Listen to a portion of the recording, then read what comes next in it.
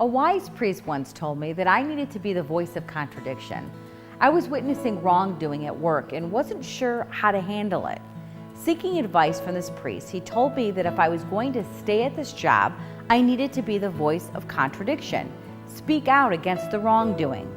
When faced with someone doing something illegal, immoral, or unethical, are you that voice of contradiction? We all have a voice in this world, and we're all called to use it. That means standing up for what is right, what is good, and what is just. It was when faced with an ethical and moral dilemma, I became silent. I knew that I did not want to be part of the culture of deceit, but I didn't quite know what to do or say. The priest told me, be the voice.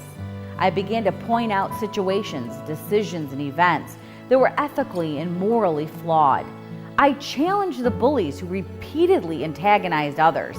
I made it clear that I operate with God's commandments always at the forefront of my decision-making.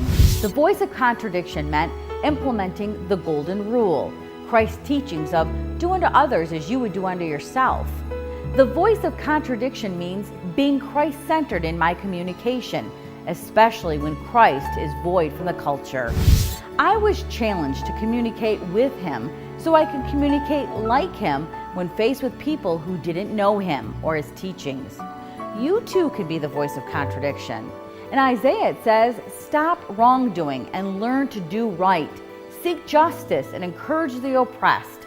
Help the poor, the fatherless, and widows. So what does that mean today? Help those who need help. Stand up for the victims, those being wrongfully targeted. Be the voice of contradiction.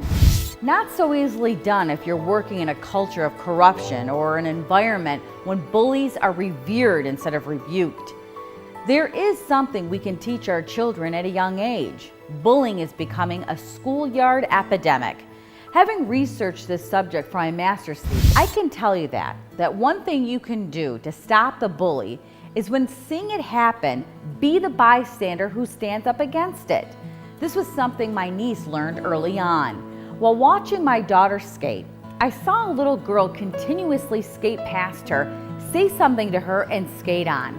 I saw my daughter skate a little less confident and saw her drop her head. After this happened a few times, my niece skated up to me to tell me that she heard this little girl skate by my daughter and call her name.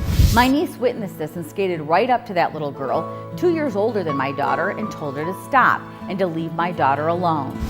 Even at the young age of an elementary student, my niece had learned to be the voice of contradiction. Risking getting bullied herself for standing up for her cousin, she stopped the bully and defended her instead. We all have a voice.